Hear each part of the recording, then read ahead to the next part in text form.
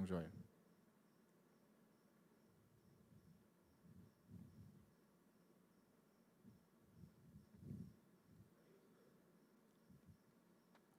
Pessoal, nós estávamos então com uma dificuldade em relação ao som, espero que tenha sido resolvida aí agora e a gente possa continuar. Bom, vou voltar na parte onde eu falo sobre a união matrimonial, tá ok? Quando nós falamos em casamento, nós falamos de uma equação que não bate na lógica humana. Nós falamos de uma pessoa completa que acaba se juntando a uma outra pessoa completa para originar uma instituição única, singular e total. Então eu fiz aqui no nosso quadro, enquanto você estava assistindo aí com a voz embolada, né? Não estava dando certo, estava dando muito eco. Agora está aqui. O casamento não é 1 mais 1 que é igual a 2. Não é uma pessoa com outra pessoa que se unem com 2. Muitos casamentos imaginam isso. Tem dois sonhos, 2 contas bancárias, 2 projetos de vida. Tudo é dividido dentro do lar, como se cada um dependesse de si próprio para ser feliz. Casamento também não é meio mais meio que dá 1. Essa conversa é fiada. Aquela ideia de a tampa da laranja, a metade da laranja, a tampa da panela ou a cara metade, isso não existe nas Escrituras. Eu não estou em busca de uma outra metade que vai me tornar um ser inteiro. Eu sou um ser inteiro em busca de uma outra pessoa que vai complementar a minha alegria. Nós não estamos falando de completar, nós estamos falando de complementar. Acho bom a gente anotar essas 2 palavras aqui. Qual que é a diferença entre completar e complementar? Qual é a diferença dessas 2 palavras? Completar significa que algo está faltando, não é verdade? Fica fácil a gente entender isso agora a respeito do casamento. Completar, algo me falta. E quando eu coloco, fica pleno e completo. Complementar significa que algo já está pleno e completo e isso vai adicionar, acrescentar. O casamento é 1 mais 1 que é igual a 1. Eu, ser inteiro, me uno a minha esposa, um ser inteiro e completo, que vai complementar, acrescentar felicidade, alegria, cumplicidade, realização. Então, esta é a instituição do casamento. Quando nós falamos sobre isso, nós estamos falando de algo divino. Foi Deus quem criou. Então está aí na sua tela o texto que diz a instituição do casamento. Porque depois que Deus criou tudo, fez a natureza, Ele disse, a natureza é boa. Depois que Ele criou o homem, Ele disse, não é bom que o homem esteja só. Mas quando Ele criou o casamento, em Gênesis 2:24, Ele diz, eis que tudo é muito bom. Veja só o que diz o texto. Por essa razão, o homem deixará o pai e a mãe e se unirá à sua mulher e eles se tornarão uma só carne. 1 apenas, 1 mais 1 que é igual a 1. Isto é matrimônio, isto é casamento. Não é uma divisão de pessoas e não é uma parcialidade de pessoas, mas pessoas completas que se unem para dar um complemento na vida chamado casamento. Portanto, casamento não é uma invenção do Estado, e o Estado não tem o direito de interferir no casamento. O Estado não tem direito de criar modelos matrimoniais, porque o casamento é único e singular, que tem o seu autor, o seu inventor, o próprio Deus Criador. E ele disse, portanto deixará o homem, gênero masculino, e unir-se-á à sua esposa, do gênero feminino, e os 2 serão uma só carne, habitarão juntos, viverão no mesmo lugar, compartilharão a mesma vida. Tudo o que foge disso pode ser qualquer associação, menos casamento. O Estado não é o criador do casamento. O Estado não inventou. Ele pode até legislar, mas o casamento ainda depende das mãos do seu criador e inventor, que foi o nosso próprio Deus. O casamento também não é um ajuntamento social para proteção. A gente não se casa apenas para proteger a nossa espécie, para nós nos socializarmos e cumprirmos com os deveres, né, como cidadãos ou como seres humanos. Casamento também não é um ajuntamento para procriação, a fim de preservar a espécie. O casamento é um projeto divino, bem estabelecido, para a manutenção da vida e da ordem social, baseada nos princípios da palavra de Deus. Então, todo casamento que precisa de conserto e precisa de ajustes, precisa se voltar para onde? Para o Estado, para as terapias conjugais, para a procriação, para o sexo libertino, para talvez os prazeres ou entretenimento conjugal? Você acha que é assim que resolve os problemas e traz uma terapia interna, sólida e verdadeira para o casamento? O casamento só é restaurado, bem construído, reorganizado, reinventado e restaurado na presença do seu inventor. Suponhamos que a gente agora tenha uma televisão Samsung aqui e ela esteja quebrada. Bom, vamos usar essa TV aqui. LG. Essa TV LG deu um pane, um problema, e eu preciso levar para consertar. Para onde eu levarei? Levarei para a Samsung, levarei para a Sony, levarei para a Philco. Para onde que eu tenho que levar a minha TV para ela ser consertada? Eu tenho que levar na autorizada, na assistência técnica da LG, porque ela conhece os dispositivos, ela conhece os mecanismos, ela conhece as ligações, e ela, melhor do que ninguém, pode consertar a minha TV muito mais rápido e de uma maneira muito mais eficiente. Assim é um casamento. O casamento é uma instituição divina, e só o divino, quando vem habitar no casamento, que pode restaurá-lo, pode sustentá-lo e pode abençoá-lo. Essa é a lição. O casamento é uma instituição divina. Não brinque com instituições divinas. Segunda lição sobre o casamento. O casamento é uma bênção de Deus, e quem ensina o contrário é falso mestre. Tem muita gente que ensina que casamento não é necessário. Tem gente que ensina que o casamento é uma perda de tempo. Tem gente que usa termos pejorativos dizendo eu vou me enforcar. Casamento é uma união de pessoas que nunca dá certo. Alguém já disse isso certa vez. Uma pessoa estava esses dias me falando: como é que eu vou me casar se no casamento eu assino um papel dizendo que tudo que eu conquistei na minha vida eu reparto em dois e que a outra pessoa tem direito sobre a minha vida? Casamento é uma bênção, e o casamento não é uma destruição. Quem prega o contrário é falso mestre. E já havia pessoas pregando o contrário do casamento nos tempos do apóstolo Paulo. Olha esse texto que vai aparecer para você aí, de Timóteo, capítulo de número 4. A referência é 1 de Timóteo, primeira carta de Paulo a Timóteo, capítulo 4, versículo de número 1. O Espírito diz claramente que nos últimos tempos alguns abandonarão a fé e seguirão espíritos enganadores e doutrinas de demônios. Tais ensinamentos vêm de homens hipócritas e mentirosos, que têm a consciência cauterizada, ou seja, anestesiada. Proíbem o casamento e o consumo de alimentos que Deus criou para serem recebidos com ação de graças pelos que creem e conhecem a verdade. Pois tudo que Deus criou é bom, inclusive o casamento, e nada deve ser rejeitado se for recebido com ação de graças, pois é santificado pela palavra de Deus e pela oração. Então, se você ouvir qualquer conversa de que casamento não é abençoado, ou que a pessoa deve se guardar solteira para ter um melhor aproveitamento da vida, esse é um falso ensino, porque a Bíblia diz que tudo que Deus criou é bom, e o casamento é criação de Deus, e portanto, a premissa básica que nós temos é que o casamento é bom.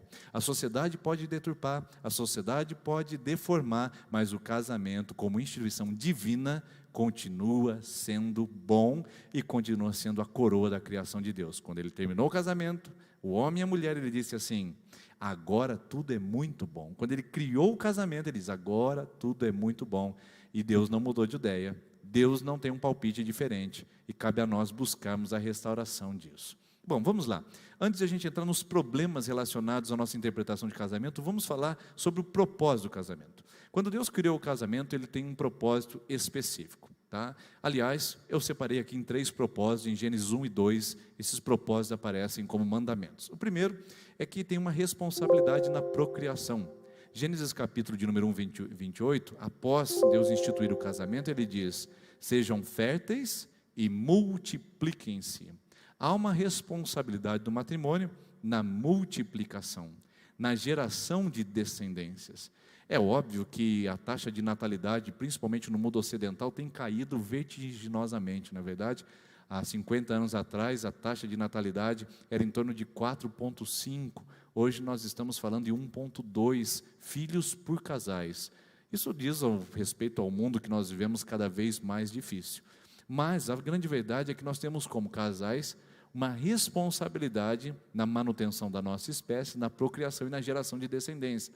E filhos são uma bênção. Tem muitas pessoas que dizem que querem ficar a sós para sempre.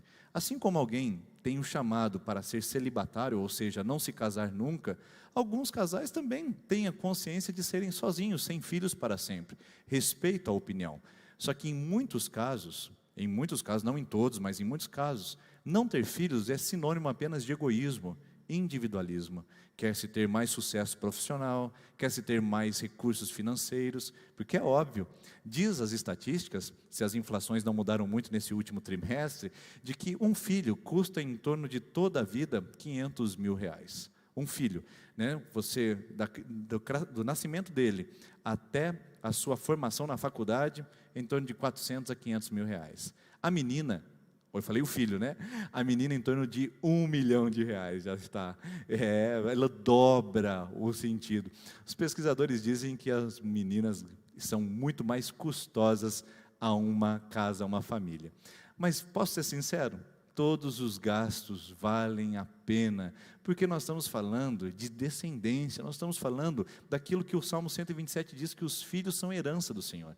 Então nós temos uma responsabilidade básica e clara de procriação e de preservação da descendência para a glória de Deus. Não sei se você sabe, mas enquanto nós crescemos 1,2 filhos por casais no Ocidente, os muçulmanos têm uma média de 6,2,3 filhos por casa, por família. Já pensou nisso?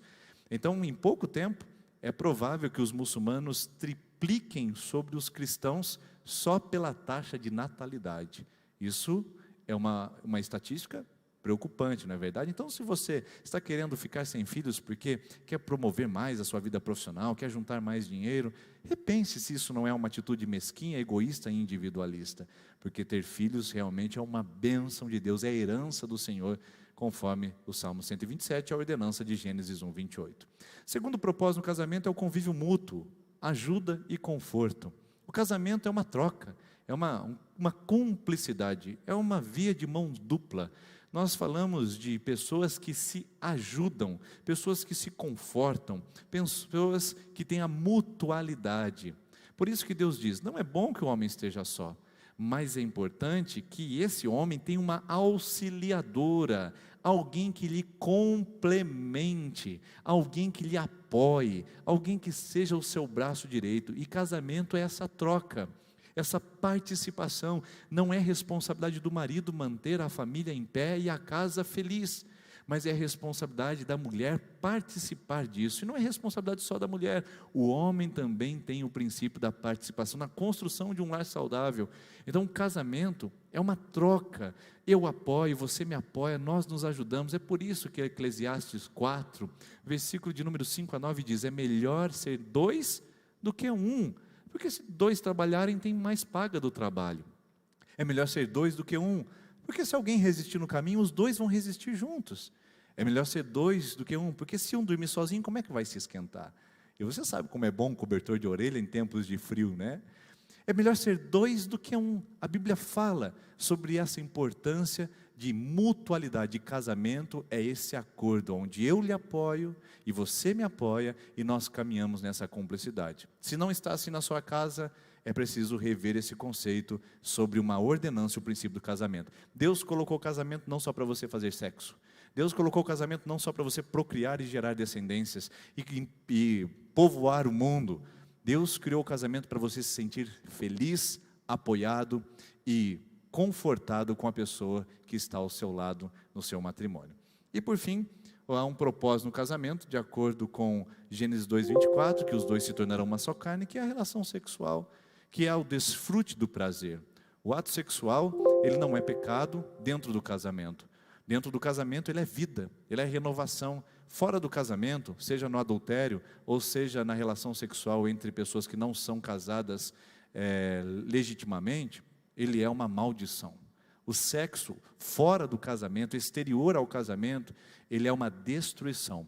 Mas dentro do casamento ele é uma renovação, uma bênção que o próprio Deus nos deu como presente para que pudéssemos utilizar e pudéssemos desfrutar também. Então esse é o propósito do casamento, procriar, cooperar e desfrutar. Vamos lá de novo? Procriar, gerar descendência, cooperar em apoio de mutualidade e, por último, a desfrutar. Ok? Anotado aí? Vamos para o próximo. O princípio do casamento. O casamento não tem só propósito, mas ele tem um princípio. O propósito é aquilo para o qual ele se direciona. O princípio é aquilo que ele se fundamenta. Vamos agora à ideia do casamento como princípio.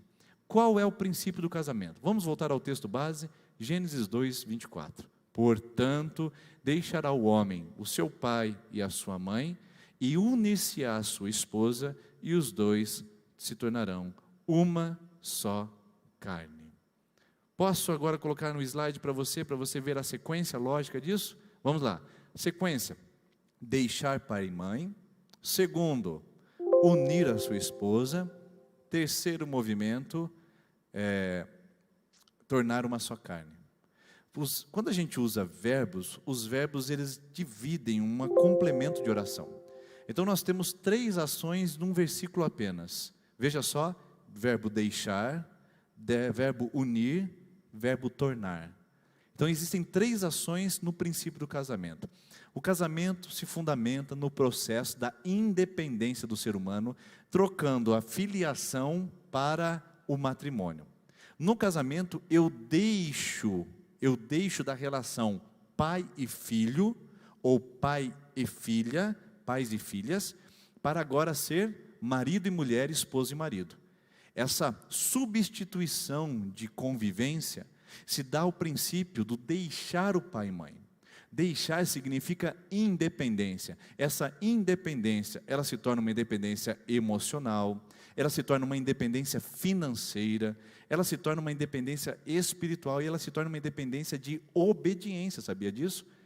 Deixar pai e mãe significa que eu não preciso obedecê-los, eu preciso honrá-los e respeitá-los. O meu pai e minha mãe não pode chegar na minha casa e olhar a cortina de casa e falar: olha, vocês precisam trocar essa cortina, está muito feia. Eu não preciso obedecê-los, porque agora eu já sou independente, eu cuido da minha própria família.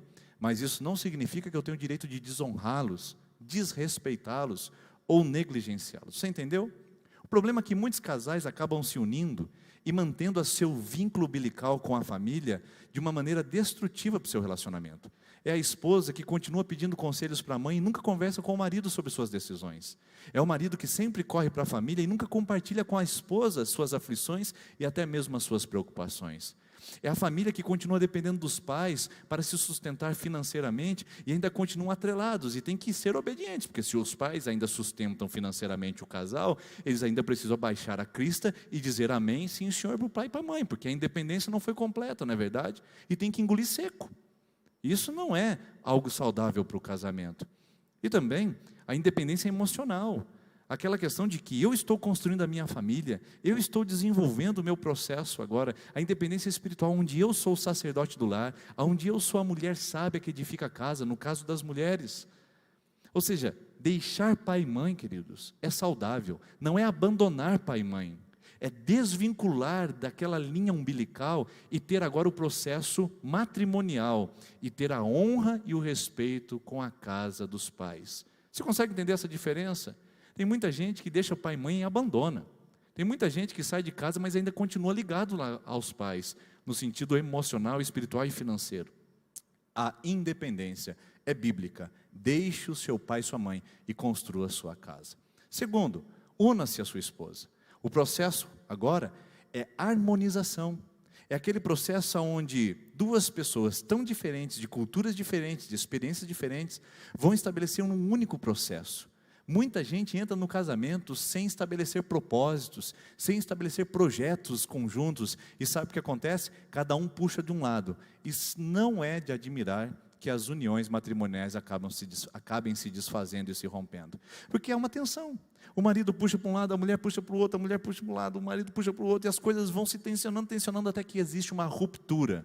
E essas tensões são das mais diversas situações, não é verdade? Por exemplo, existem tensões e propósitos em relação à criação de filhos diferentes entre os casais, em relação à lida com os pais, em relação à forma de administrar dinheiro, em relação ao processo do sexo no casamento.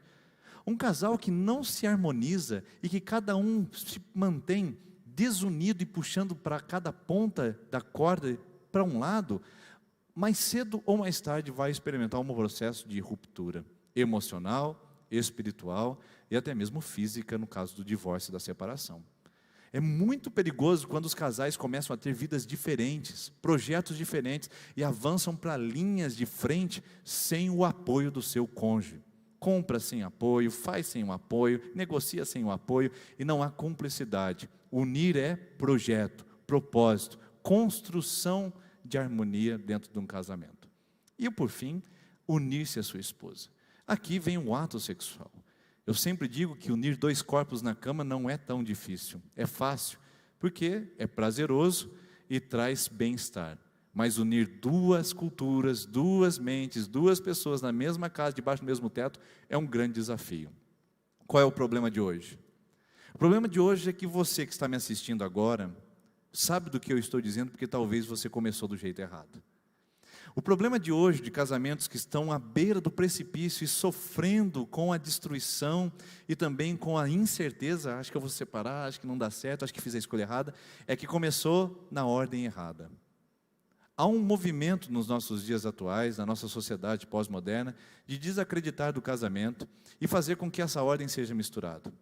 Tem pessoas que se casaram, uniram seus propósitos, mas não deixaram pai e mãe. E tem pessoas que uniram sexualmente, mas ainda não se uniram de propósito, por propósito, e não deixaram pai e mãe. É o caso dos namorados, dos noivos, das pessoas que nem se conhecem às vezes e vão para a cama e têm relações sexuais. Isso é muito sério, porque nós estamos desfazendo a sequência lógica. Posso ir aqui novamente? Vamos lá. Deixa eu colocar aqui para você o que eu estou querendo dizer. Quando nós vamos construir uma casa, eu não sou engenheiro nem arquiteto, eu sei que há algo muito importante relacionado à planta, que está relacionado ao alicerce. O alicerce são as fundações que eu coloco abaixo da superfície. Eu não consigo construir uma casa pelo teto. Eu preciso que ela estabeleça processos. Então, uma casa é sempre feita em 3 processos. O primeiro, o segundo e o terceiro. O primeiro processo é o alicerce. O segundo processo são as paredes. E a finalização, eu posso colocar o teto. Vamos colocar aqui agora a função do casamento. Nós estamos falando aqui sobre deixar. Nós estamos falando aqui sobre unir. E nós estamos aqui sobre tornar. Deixar é independência. Unir é unir propósitos. Tornar é a relação sexual. Eu pergunto para você que é solteiro, eu pergunto para você que começou o casamento ainda no princípio da relação sexual antes de dizer sim no altar. Com uma casa que começa pelo teto, tem chance de ser construída? Não tem. Uma casa, para ser construída corretamente, ela tem um processo, e Deus deu o processo do casamento. Primeiro, a gente alcança a independência. Segundo, a gente une-se com a pessoa que tem os mesmos propósitos que os nossos e o mesmo Deus que a gente tem. Atenção, você que é cristão, não se case com pessoa que não professa a sua fé, porque você vai unir propósitos com ela, e se você não propõe a mesma fé, qual é a chance disso não estar puxando cada um para o seu lado? Terceiro, tornar-se ao ato sexual protegido pelo matrimônio. As pessoas dizem na época do carnaval que precisa usar camisinha, que sexo seguro é feito com camisinha. Eu discordo. Sexo seguro é feito no casamento. No casamento você não precisa, inclusive, de proteger o seu sexo, porque você tem com a pessoa que você ama, com a pessoa que te ama, e com a pessoa que tem toda a segurança que é só sua e você é só dela. Então, para ter um casamento saudável, você que ainda não é casado, comece pelo alicerce. Não tente construir pelo telhado.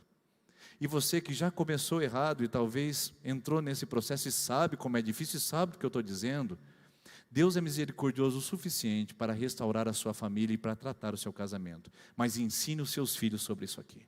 Não é porque você começou errado que os seus filhos vão ter autorização para começar errado também. E você não vai ter moral para falar para eles. Se você casou grávida, não tenho moral para falar com os meus filhos. Mentira. Não deixe o diabo usar esse argumento. Ensine os seus filhos o processo do alicerce. Primeiro, deixa papai e mamãe. Segundo, escolhe a pessoa correta. E terceiro, depois do altar, vai para a cama. É assim que foi construído. É assim que deve ser. É assim que o casamento começa saudavelmente a construção da família.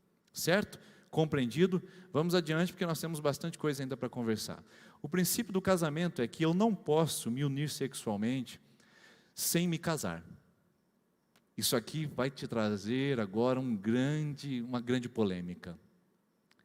Olha esse texto de 1 Coríntios capítulo 6, versículo 16. Não sou eu quem estou falando, é o apóstolo Paulo dizendo o seguinte: vocês não sabem que aquele que se une a uma prostituta é um corpo com ela? Pois como está escrito, os dois serão uma só carne. Você sabia que nos tempos bíblicos não existia cartório para assinar o casamento no civil e reconhecer como fato notório perante a sociedade? Sabe como é que um casamento era feito no mundo antigo, principalmente nos tempos bíblicos? Através do sexo.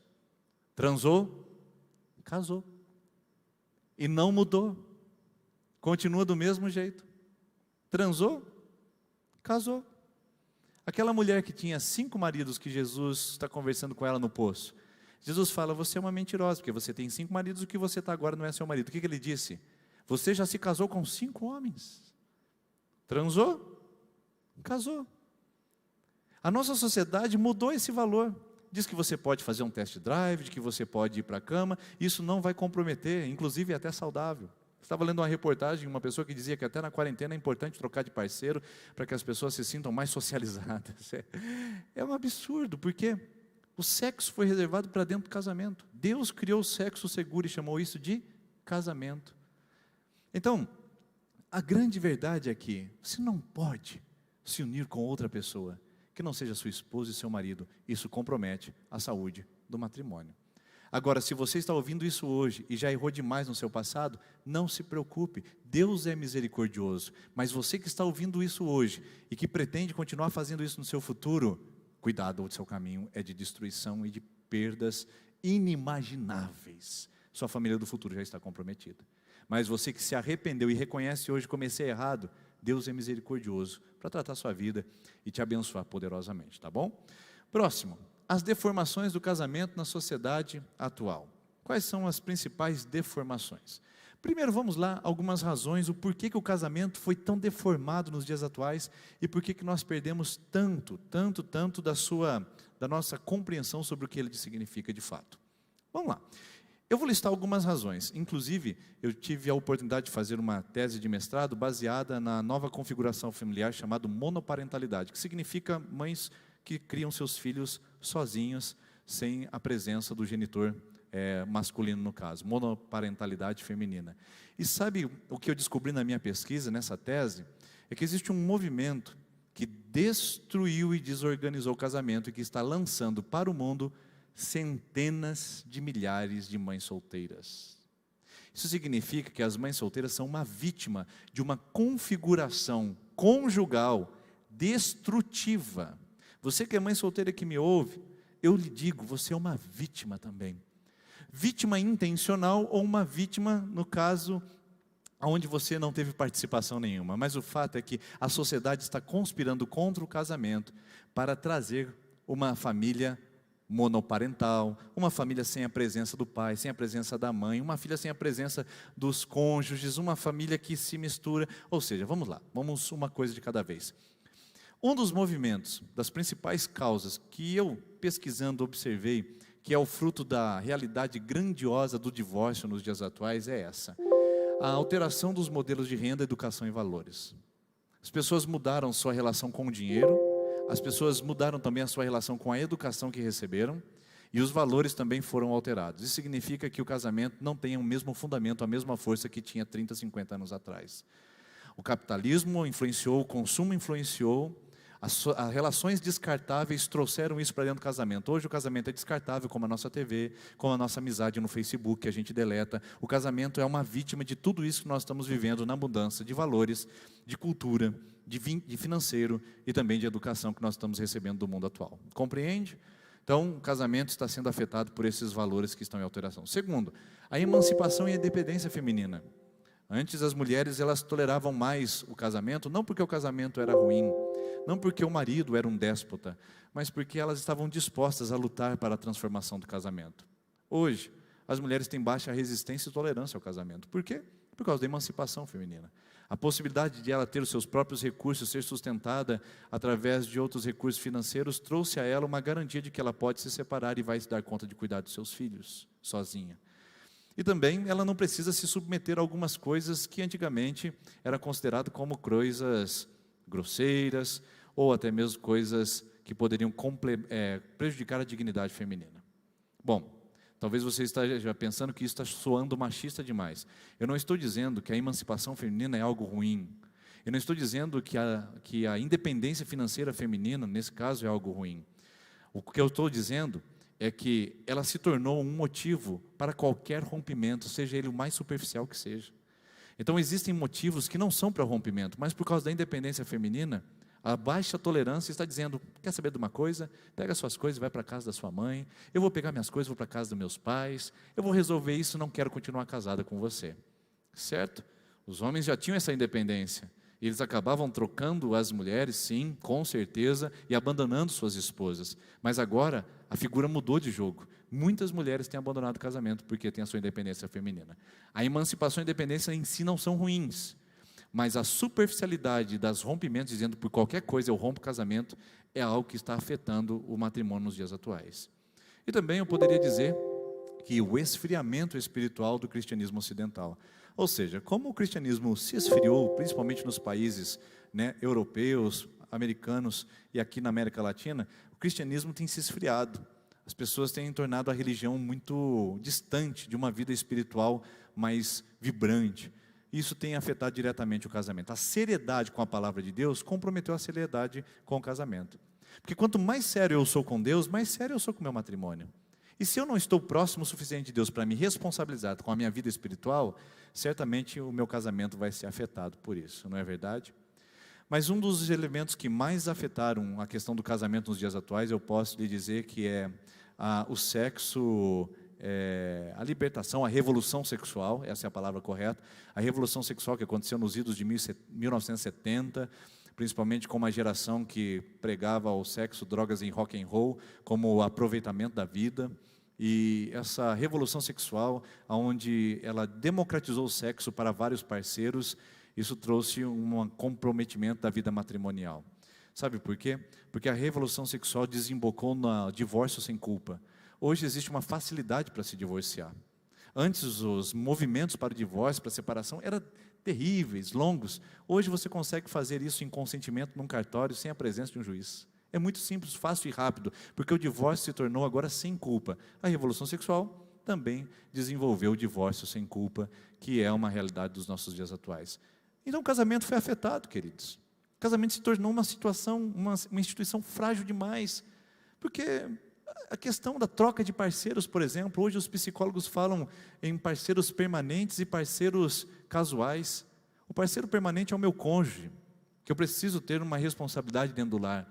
Mas eu tenho possibilidade, diz algumas correntes psicológicas, que eu posso ter os parceiros casuais e que isso não vai trazer danos à minha vida, pelo contrário, eu posso me realizar ainda mais. Então, essa desconfiguração afetou diretamente a família. Vamos seguir agora para o próximo. Isso resultou imediatamente em 2 movimentos que eu vou passar com você aqui rapidamente, a gente vai encerrar nossa conversa hoje nesses termos.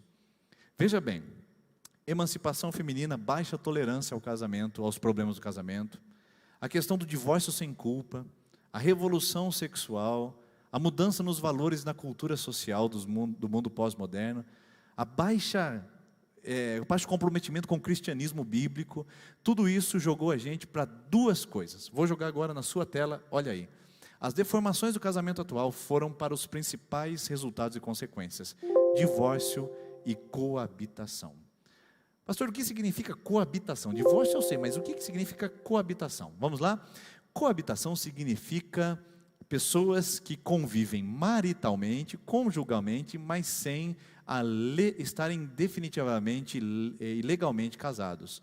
Algumas pessoas chamam isso de amaziamento, outros chamam de união estável, mas o termo mais correto é coabitação. Significa que eu coabito com uma pessoa na mesma casa, mas eu não sou casado com ela. O que é a coabitação? A coabitação é um movimento muito moderno, pessoal. Antes não existia isso. Eu vou colocar para você uma data aproximada. Há 30 anos atrás, 40 anos atrás, era raríssimas as ocasiões que você ouvia falar de um casal que morava junto e não era casado. Hoje, é praticamente uma regra e nem é mais a exceção. A exceção parece as pessoas irem ao cartório. A exceção parece vestir-se de noiva, porque as pessoas desacreditaram de que o casamento pode ser protegido por uma aliança, seja ela no cartório ou seja ela no religioso, e elas estão fazendo test drive. Elas estão se aproximando a uma relação com o outro para ver se vai dar certo. Então a coabitação é um fenômeno muito moderno, muito dos dias atuais, muito recente. E talvez você esteja me ouvindo e esteja nessa condição, convivendo com uma pessoa debaixo do mesmo teto, mas ainda legalmente você não é casado. Pastor, mas eu sou união estável, porque a legislação diz que depois de 2 anos, nós automaticamente já estamos em união estável. Sim, e é verdade, a legislação fez esse movimento para tentar atender essa nova dinâmica das relações sociais, principalmente dentro do casamento. Mas a grande verdade é que você ainda continua desprovida da aliança matrimonial. Essa união estável não é a segurança de que de fato você está casada ou casado. Por que isso é tão comum nos dias atuais? Vamos fazer algumas referências aqui. Primeiro, principais razões porque as pessoas preferem morar juntos ao casar. Modelos ruins de casamentos anteriores. Eu ouço muitas pessoas que dizem para mim: eu não vou casar porque eu não quero ter o casamento igual ao dos meus pais. Eu não vou assinar papel porque eu não quero ter o casamento igual ao da minha tia. Minha tia se vestiu de noiva, fez uma festa de 40 mil reais e agora está lá, frustrada, desanimada no casamento. Eu, estou fora disso. Pessoas que pegaram modelos e referências próximas e trouxeram para si e disseram: eu não vou assinar papel nenhum, porque eu não quero correr esse risco. Pessoas que desacreditaram do casamento por experiências próximas. Segundo, pessoas que tiveram traumas em relação aos relacionamentos anteriores. Gente que ficou profundamente abatida com os relacionamentos passados e disse para si próprio: eu não vou entrar no casamento porque eu não quero viver o que eu já vivi antes. Seja com aquela pessoa que eu convivi, seja com aquela pessoa que eu fui casada, ou seja com aquela pessoa que eu tive um relacionamento sério. Pessoas estão fugindo de assinar o papel com medo de viverem relações passadas e trazerem isso para a sua própria vida. Outra, o receio do contrato assinado. Tem gente que tem medo, fobia do cartório. Tem gente que tem fobia de achar que o casamento, quando assinar um papel, vai destruir o amor. Esse argumento é muito comum, pessoal. Muitas pessoas estão usando esse argumento: eu não vou assinar papel porque depois reduz isso a um contrato. Eu prefiro mostrar para ela o meu amor, Isso é um ledo engano. Um engano muito cruel, aliás. E por fim, questões financeiras. Gente que diz assim: não vou casar agora porque casar no civil está ficando caro. Eu não vou casar agora porque eu quero fazer uma festa bonita. Eu não vou casar agora porque eu estou preparando para mais para frente. E acabam nunca se casando e vivendo maritalmente por 3, 4, 5, 9, 25 anos, como é o caso de alguns. Mas deixa eu mostrar uma coisa para você, que é o resultado da coabitação. Primeiro, a coabitação ela é instável. Deixa eu dar só um dado estatístico para você, de acordo com uma pesquisa que aconteceu nos países do norte. A cada 10 casamentos, no papel, 4 terminam em divórcio. Isso é terrível, não é? Preste bem atenção. A cada 10, 4 casamentos atualmente terminam em divórcio. E esse número está crescendo, tá bom? Vamos para as pessoas que vivem maritalmente e coabitam, os amasiados. Olha a estatística deles. Quem é casado no papel, a cada 10, 4 acaba. Quem mora junto, a cada 10 uniões estáveis, a cada 10 coabitações, 8 terminam em separação. Então a chance de uma pessoa que vive amasiada terminar a sua vida sem estar com aquela pessoa que ela está convivendo da sua casa é muito grande. É muito grande que ele não vá se prolongar. A estatística também diz que nos 3 anos onde você convive junto com uma pessoa, você tem 58% de chance de se casar com ela. 58%. Metade da chance você tem de se casar com aquela pessoa que você convive debaixo do mesmo teto. Agora preste atenção, a cada ano que passa, a sua chance vai diminuindo de se casar. Então, casamento, ou melhor, coabitação, união estável, é altamente instável. É instável também, sabe por quê? Porque ela provoca a sensação de que eu estou testando para ver se dá certo. Então nesse teste eu não tenho garantias de que vou ficar com você. Por isso que eles se desfazem rapidamente. Uniões de 1, 2, 5, 10 anos se desfazem sem nenhum peso na consciência, porque afinal de contas, Nós entramos nisso para ver se ia dar certo. Não deu, cada um vai agora para o seu lado, deixando filhos órfãos, deixando filhos em conflitos familiares e despejando uma geração com sérios problemas paternos e maternos na sua vida futura. Irresponsabilidade. Percebeu? Outro dado interessante, e que está no seu material didático aí, é que a maioria das pessoas que estão em coabitação, elas sofrem com algum tipo de infidelidade. A infidelidade é mais forte na coabitação do que no matrimônio, no casamento de papel passado, no casamento legitimado pelo Estado, sabia? A infidelidade é mais constante na coabitação e na união estável. E a maioria das pessoas que sofrem de problemas de alcoolismo, de depressão, de problemas psiquiátricos, de alguma forma estão em coabitação. Por quê? Porque o nível de ansiedade é maior, de instabilidade emocional é maior. Então essa pesquisa é muito interessante, que mostra que a maioria das pessoas que tem algum tipo de distúrbio emocional também estão em coabitação ou em união estável com seus parceiros, sem estar com papel passado em um casamento legítimo pelo Estado. Entendeu? Então essa é uma questão muito interessante para você refletir e pensar. Coabitação não é bíblico, não é de Deus. Você ainda não está casado e não está casado. Você precisa pedir a bênção de Deus e tornar a sua relação pública. Enquanto a sua relação foi apenas algo privado, e onde vocês dois se juntaram para ver se vai dar certo, isso não é casamento. Casamento é algo notório, onde você se expõe ao público para dizer, e todos saberem, seus pais, seus amigos, seus padrinhos, dizerem, ele agora é marido, ela agora é mulher, ele pertence a ela, ela pertence a ele, e os dois são casados. Na coabitação, não existe essa marca social do casamento, que é a publicidade do evento diante das pessoas. Ah, pastor, o casamento tem que ser diante das pessoas. Não estou dizendo isso. Estou dizendo que ele é um evento para que as pessoas saibam que você pertence àquela pessoa e aquela pessoa pertence a você. Isso é casamento. E por fim, para a gente encerrar, para não avançar muito o divórcio. Eu quero trabalhar o divórcio com vocês agora com 3 textos bíblicos e fazer um resumo deles, tá bom? Essa conversa com certeza daria para nós muito e muito tempo, dá aquilo que a gente chama de pano para manga. Mas a Bíblia fala sobre divórcio? Fala sim, senhor. E explica muito bem, inclusive. Então, vamos ver na perspectiva de 3 legisladores do divórcio nas Escrituras. Moisés, Jesus e Paulo. Vamos lá. Primeiro nós vamos para Moisés. Olha o que Moisés disse a respeito de divórcio, Deuteronômio 24, versículo 1 a 4. Diz assim, está aí na sua tela. Se um homem casar-se com uma mulher e depois não quiser mais por encontrar nela algo que ele reprova, dará certidão de divórcio e a mulher a mandará embora. Se depois de sair de casa ela se tornar mulher de outro homem, e o seu segundo marido não gostar mais dela, lhe dará certidão de divórcio, e mandará embora a mulher. Ou também, se ele morrer, o primeiro marido que se divorciar dela, não poderá casar-se com ela de novo, visto que ela foi contaminada. Seria detestável para o Senhor. Não tragam pecado sobre a terra, que o Senhor, seu Deus, lhes dará por herança. Moisés legisla o divórcio. Moisés formaliza o divórcio. E Moisés formaliza por causa da dureza de coração. Esse não foi o projeto de Deus.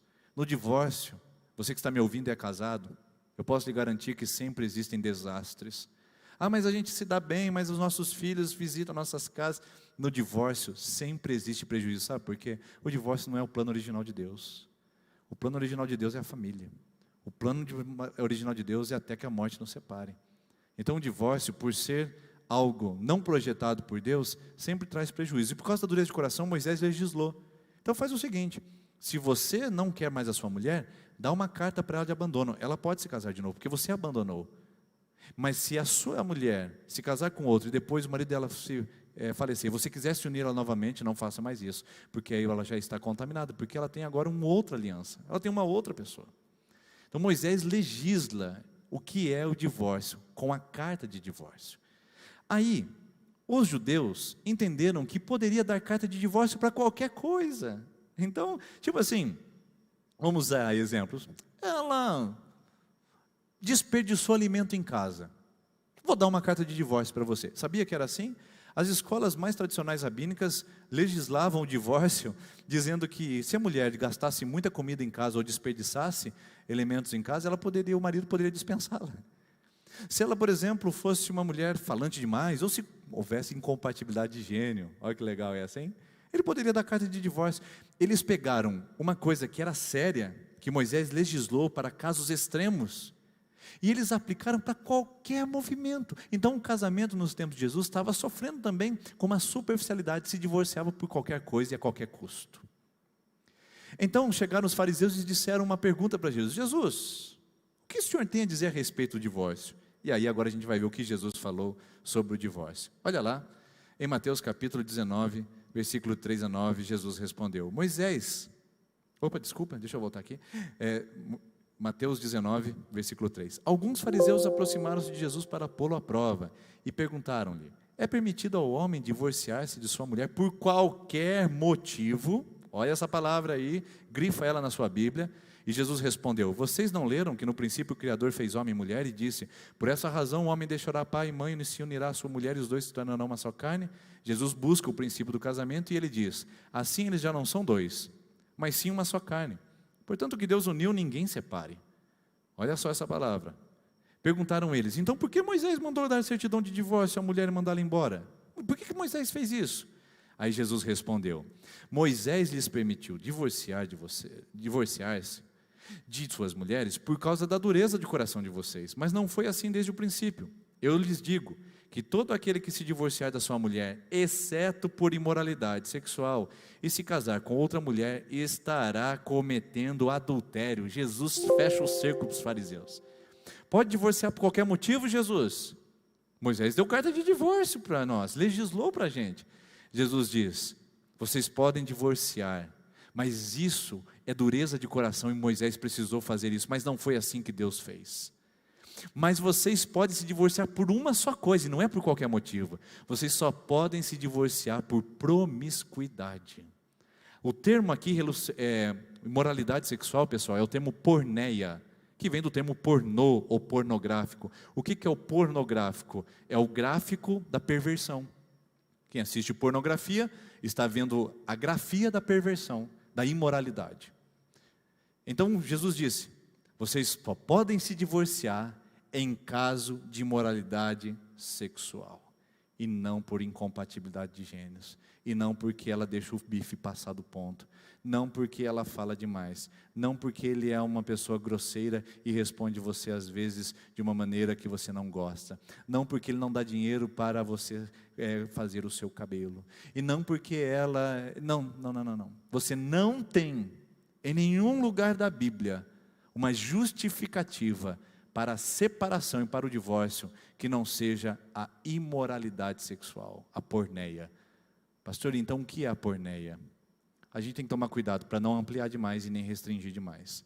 A porneia é a relação sexual ilícita. A gente pode classificar de adultério, mas também podemos classificar de algumas outras coisas que acontecem dentro do casamento e que são evidências da deturpação da vida sexual do casal, onde uma pessoa é ultrajada, humilhada, indignada dentro da relação sexual.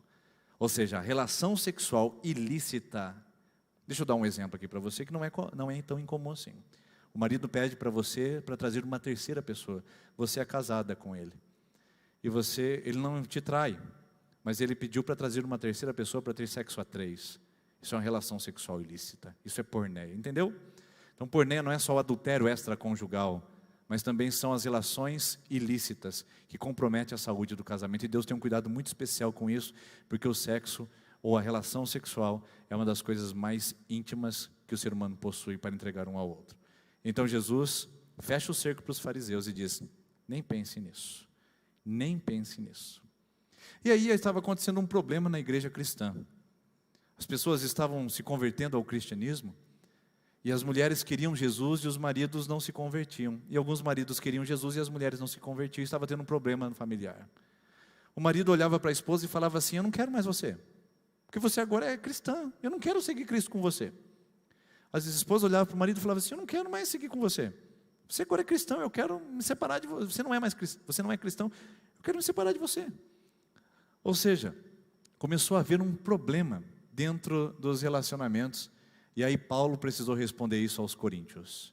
Então Moisés disse: você pode dar carta de divórcio. Jesus disse: só para relações sexuais ilícitas, só em caso de adultério ou problemas de porneia, tá?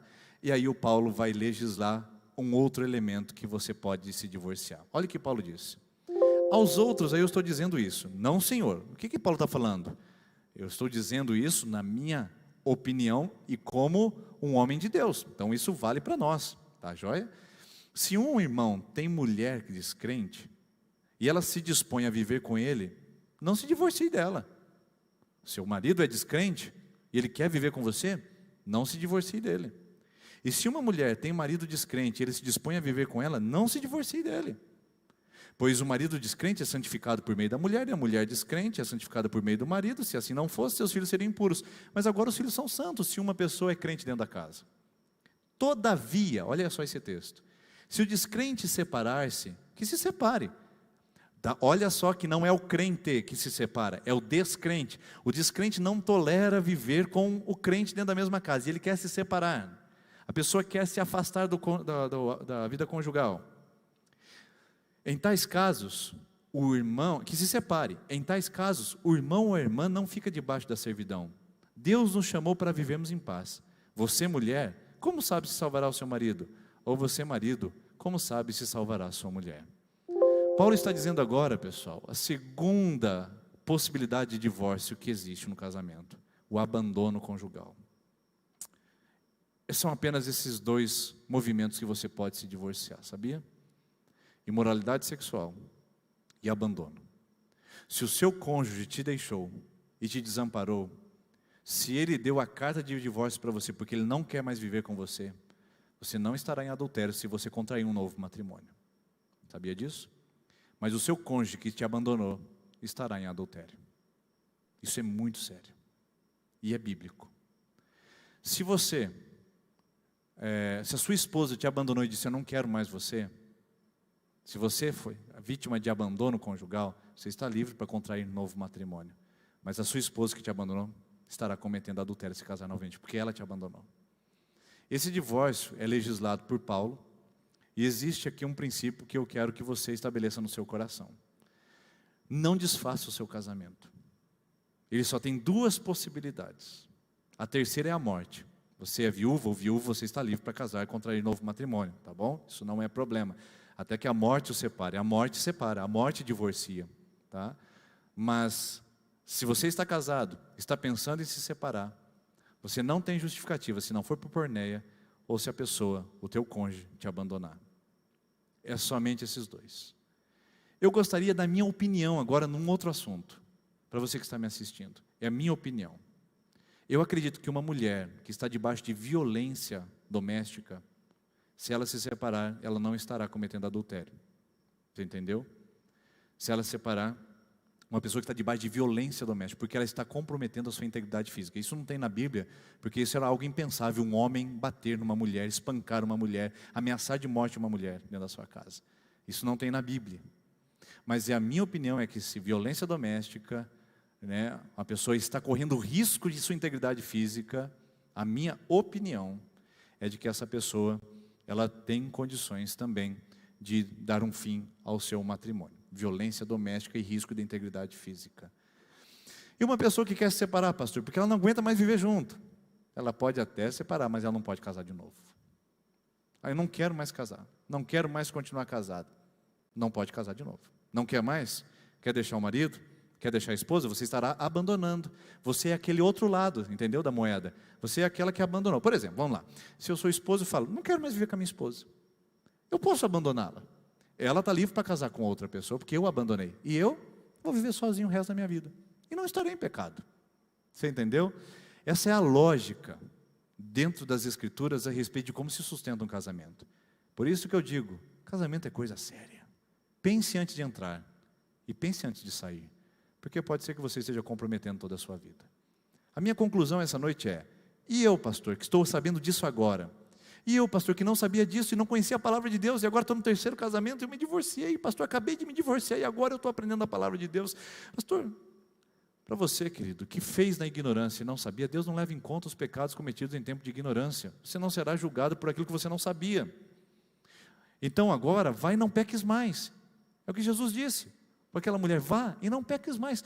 Vá agora e construa um casamento abençoado, sólido, verdadeiro, cristão, decente.